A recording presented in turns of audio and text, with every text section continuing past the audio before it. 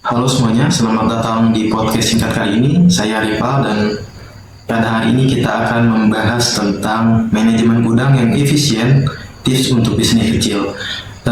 Pada wawancara atau podcast kali ini saya akan ditemani oleh narasumber yang sudah sangat kita kenal, yaitu ChatGPT. Dan ChatGPT ini sudah umum digunakan oleh banyak orang untuk mengetahui berbagai macam ilmu pengetahuan dengan pertanyaan-pertanyaan yang nantinya bisa dijawab oleh ChatGPT. Dan saya harap nanti ChatGPT bisa memberikan informasi lebih lanjut pada kita bagaimana caranya mengelola gudang yang efisien, terutama untuk para pelaku bisnis kecil atau UMKM. Baik, mari kita mulai dengan beberapa pertanyaan yang akan kita ajukan kepada ChatGPT. Untuk para pelaku bisnis mungkin yang sudah berjalan atau merintis dan atau mungkin akan merencanakan bisnis ke depannya, saya harap bisa mengikuti terus video ini. Semoga bisa memberikan insight atau pesan lebih lanjut bagaimana caranya gudang untuk bisnis kecil kita ini bisa diefisiensikan agar nantinya operasionalnya bisa lebih hemat dan juga kepuasan pelanggannya bisa kita penuhi. Lanjut pada pembahasan kali ini, semoga bermanfaat ke depannya.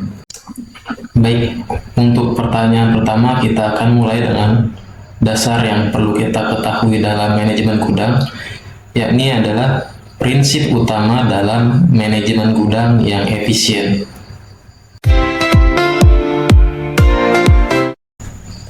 Prinsipnya meliputi organisasi yang teratur, optimasi penggunaan ruang, sistem inventaris yang akurat, pelatihan karyawan, serta penggunaan teknologi untuk pemantauan stok. Selain itu, menerapkan sistem FIFO juga penting untuk mengelola barang dengan baik. Tadi kita udah dengar jawaban dari pertanyaan pertama yang saya ajukan kepada ChatGPT, dan saya mencatat beberapa poin mengenai prinsip utama dari manajemen gudang yang efisien.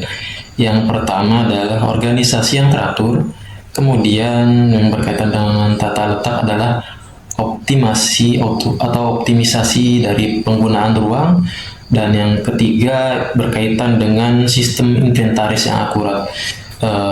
Prinsip ini memang adalah prinsip yang utama dalam manajemen gudang, terutama untuk bisa memastikan stoknya bisa tertata rapi melalui tata letak gudang yang baik, kemudian juga stoknya bisa tercatat dengan baik pemasukan atau pengeluarannya, yang nantinya bisa memudahkan dalam pelaku usaha untuk mengidentifikasi pergerakan barang dan juga bisa meminimalisir terjadinya kerugian akibat dari kehilangan barang. Dan tadi juga disebutkan mengenai penggunaan sistem FIFO ya dalam gudang, first in first out, dan itu bermanfaat untuk bisa meminimalisir kerugian dari barang yang mungkin bisa kadaluarsa karena bahannya seperti itu. Oke, kita lanjut kepada pertanyaan kedua yang akan kita ajukan kepada ChatGPT.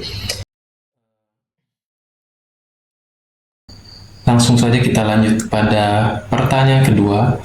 Untuk pertanyaan kedua ini masih ada kaitannya dengan pertanyaan pertama. Tadi disebutkan adalah bagaimana optimisasi proses penerimaan dan pengeluaran dari barang. Untuk pertanyaan kedua kali ini, saya ingin tahu bagaimana strategi untuk mengurangi waktu pada proses pencarian barang.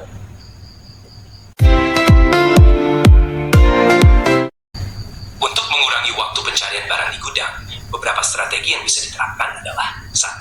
Pengelompokan barang. Susun barang berdasarkan kategori atau frekuensi pengambilan. 2. Labeling jelas. Pastikan setiap rak dan barang diberi label yang mudah dibaca. 3. Teknologi WMS. Gunakan sistem manajemen gudang untuk melacak lokasi barang secara real time. 4. Rute efisien. Atur rute pengambilan barang agar pekerja bisa bergerak lebih cepat dan teratur. Strategi ini bisa membantu mempercepat proses pencarian dan pengambilan barang di gudang. Nah, cukup jelas ya jawaban dari ChatGPT mengenai strategi untuk mengurangi waktu pencarian barang.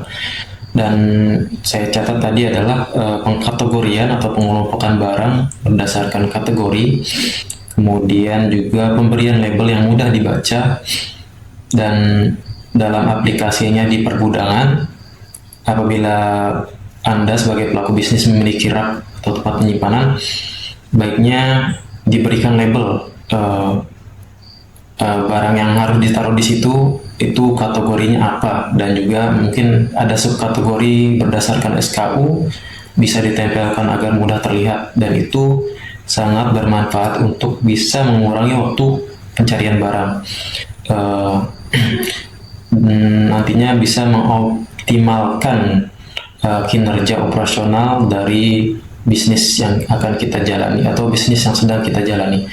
Baik, cukup menarik sampai sini. Kita akan lanjut pada pertanyaan yang ketiga.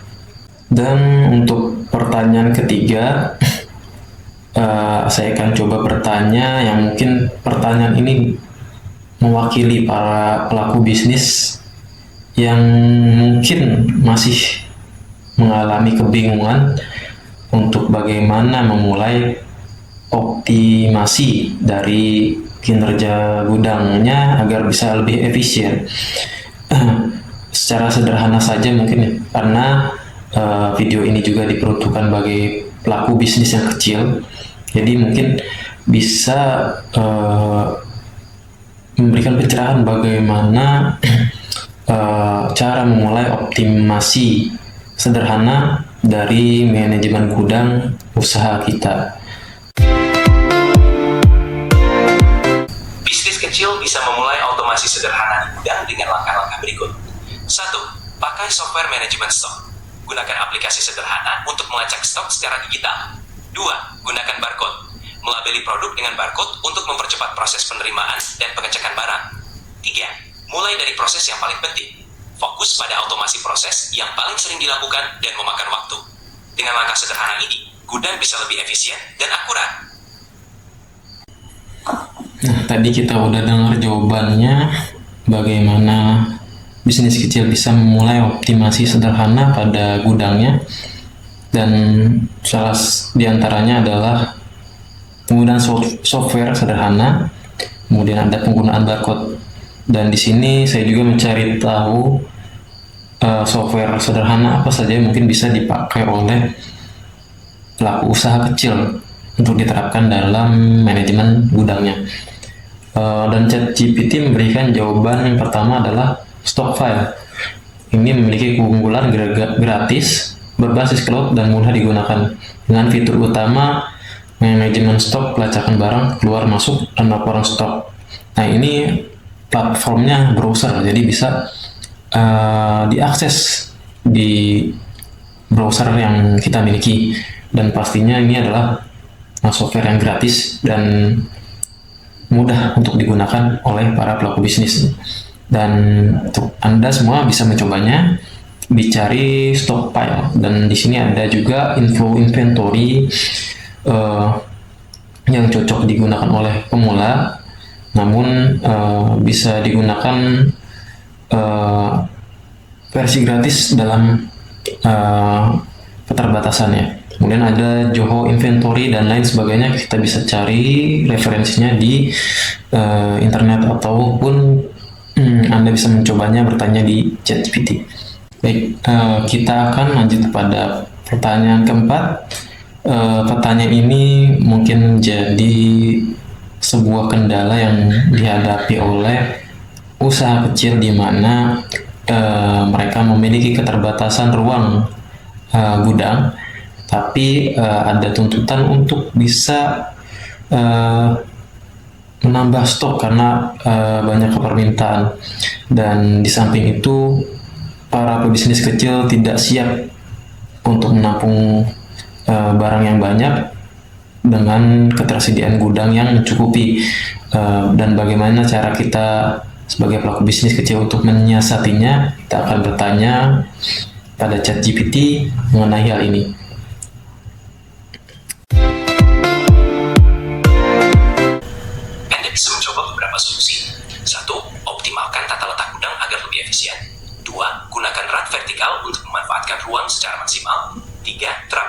manajemen stok yang efisien untuk mengurangi stok berlebih. Atau 4, pertimbangkan penggunaan gudang eksternal atau sewa ruang tambahan jika diperlukan. Solusi ini bisa membantu memanfaatkan ruang gudang dengan lebih baik. Baik, itu jawaban yang kita dapat dari ChatGPT. Dan di sini jawaban yang diberikan cukup memuaskan dan saya rasa bisa mencerahkan para pelaku bisnis untuk bertindak bagaimana caranya manajemen gudang secara efisien. Semoga bisa diambil manfaatnya dan juga semoga bisa diterapkan jika memang benar-benar membutuhkan pencerahan untuk memperbaiki kondisi gudang dari bisnis yang sedang dijalani. Baik, inilah akhir dari podcast kita pada hari ini. Saya berpesan pada Anda sebagai pemirsa, pelaku bisnis, yang pastinya mulai dulu langkah kecil sederhana untuk bisa meningkatkan efisiensi dari kinerja gudang kita. Kalau belum bisa berbuat banyak, maka lakukan hal yang sederhana terlebih dahulu, seperti merapikan stok.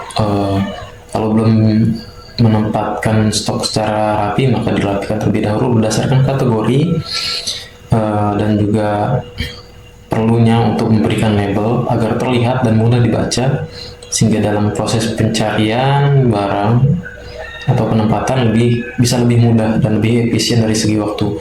Kemudian pastinya saya berharap Anda semua bisa terus mengembangkan atau mencari tahu untuk mengembangkan kinerja bisnis Anda, tentunya agar bisa terus bertumbuh lebih baik lagi. Sebagai ucapan akhir, saya ucapkan terima kasih kepada semua yang menyaksikan, dan mungkin akan ada video-video berikutnya. Saya harap Anda semua bisa ikut terlibat dalam proyek saya ini, dan untuk Anda yang puas, semoga bisa memberikan feedback berupa like, share maupun subscribe dari YouTube saya kali ini. Baik, akhir kalam saya ucapkan terima kasih. Wassalamualaikum warahmatullahi wabarakatuh.